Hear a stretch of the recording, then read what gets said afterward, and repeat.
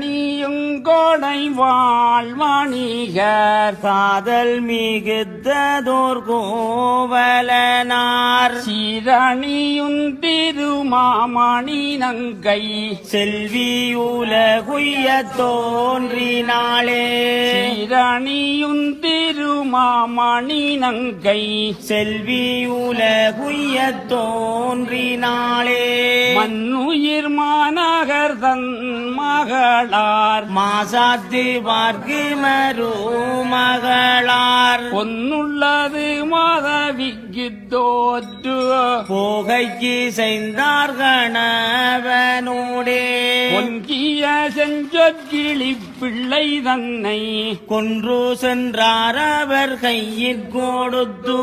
வஞ்சகமின்றி வளருமன்று